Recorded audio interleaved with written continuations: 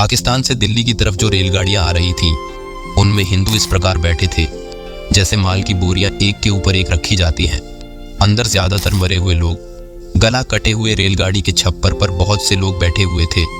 डिब्बों के अंदर सिर्फ सांस लेने भर की जगह बाकी थी।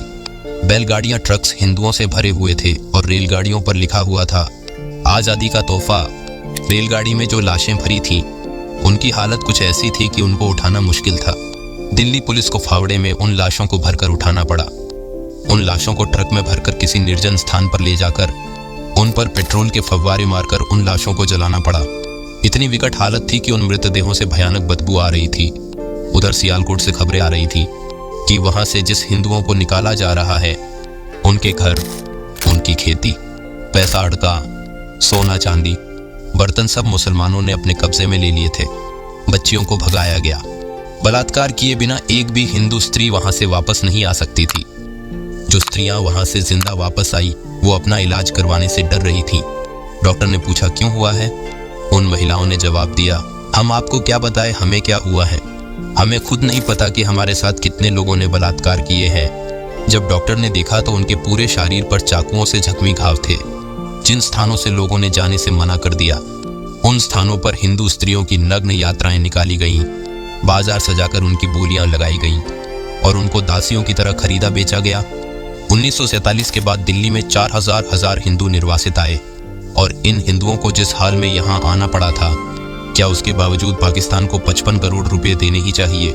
ऐसा महात्मा जी का आग्रह था, क्योंकि जब 1/3 भारत के टुकड़े हुए हैं तो भारत के खजाने का 1/3 हिस्सा पाकिस्तान को मिलना चाहिए था। इसलिए विधिमंडल ने विरोध किया कि हम पैसा नहीं देंगे। लेकिन फिर भी बिरला भवन के पटांगण में महात्मा जी अनशन पर बैठ गए और बोले, पैसे दो, नहीं तो मैं मर जाऊंगा।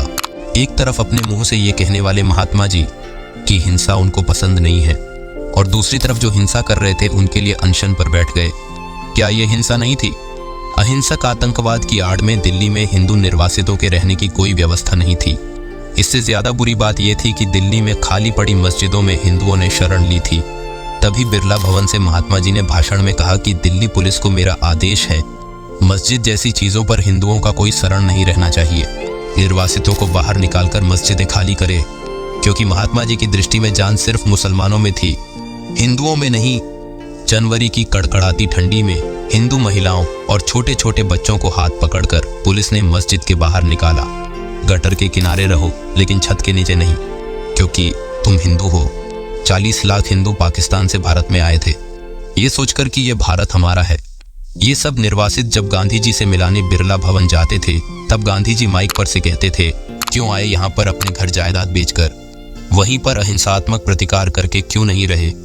यही अपराध हुआ तुमसे, अभी भी वही वापस जाओ। और ये महात्मा गांधी किस आशा पर पाकिस्तान को 55 करोड़ रुपए देने निकले थे? कैसा होगा वो मोहनदास करमचंद गांधी उर्फ गंधासुर, इतना महान, जिसने बिना तलवार उठाए 35 लाख हिंदुओं का नरसंहार करवाया। 2 करोड़ से ज्यादा हिंदुओं का इस्लाम में धर्मांतरण हुआ और उसके बाद ये संख्या 10 करोड़ भी पहुंची। 10 लाख से ज्यादा हिंदू नारियों को खरीदा बेचा गया। 20 लाख से ज्यादा हिंदू नारियों को जबरन मुस्लिम बनाकर अपने घरों में रखा गया। और तरह तरह की शारीरिक और मानसिक यातनाओं के बाद ऐसे बहुत से प्रश्न, वास्तविकताएं और सत्य तथा तथ्य हैं जो कि 1947 के समकालीन लोगों ने अपनी आने वाली पीढ़ियों से छुपाए हैं। हिंदू कहते हैं कि जो हो गया उसे भूल जाओ, नए कल की शुरुआत करो, परंतु इस्लाम के लिए तो कोई कल नहीं, कोई आज नहीं। वहां तो दारुल हर्ब को दारुल इस्लाम में बदलने का ही लक्ष्य है।